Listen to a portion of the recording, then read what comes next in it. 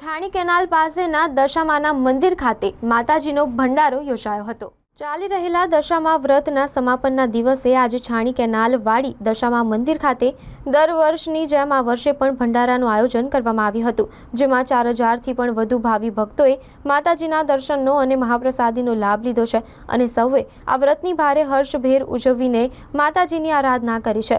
તેમાં મંદિરમાં સેવાકીય અને મદદરૂપી કાર્ય કરતા સામાજિક કાર્યકર અંબાલાલ પરમારે અને મંદિરના મહારાજ કરમસિંહ દેવી પૂજકે જણાવ્યું છે।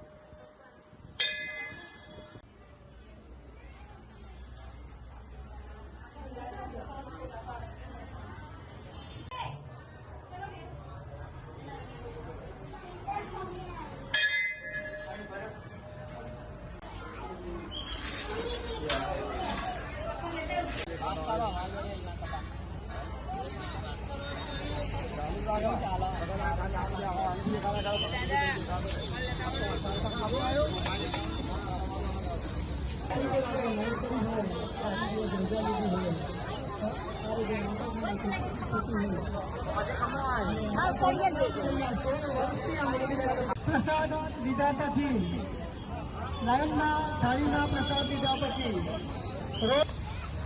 आज આપણે ખરેખર બધા ભાગ્યશાળી છે।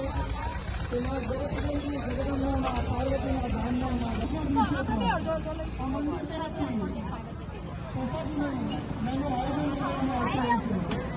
ઈચ્છા હોય તો મંદિરના અંદરમાં રહેશે વ્યવસ્થા બરાબર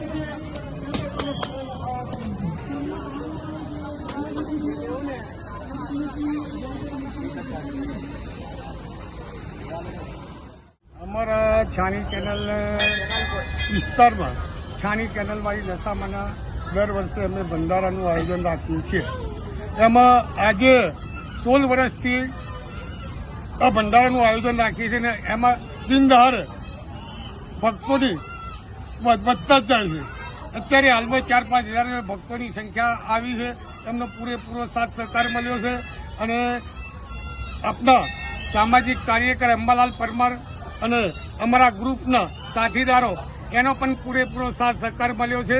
તો હું માતાજીને પ્રાર્થના કરીશ કે એમને સુખ શાંતિ આપે અને કોઈ દુઃખ દરિદ્ર ના થાય એવી પ્રાર્થના કરીશ। બસ આટલું જ કહીશ। શું નામ આપણું?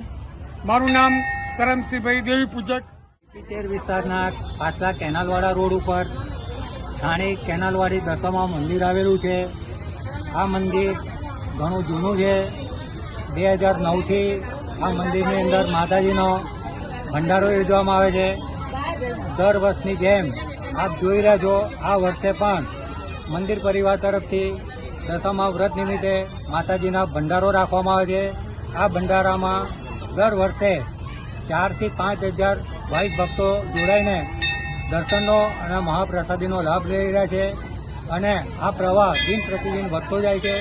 લોકોના સાથ સહકાર, યોગદાન અને દાન પુણ્યથી આ મંદિરનો વહીવટ ચાલી રહ્યો છે અને આ વર્ષે માતાજીના આશીર્વાદથી વરસાદનું વિઘ્ન પણ નડ્યું નથી અને લોકો હર્ષભેર માતાજીના વ્રતનો અને મહાપ્રસાદીનો લાભ લઈ અને દર્શન લઈનો લાભ લઈ અને ખુશી અનુભવી રહ્યા છે। સામાજિક કાર્યકર અંબાલાલ પરમાર।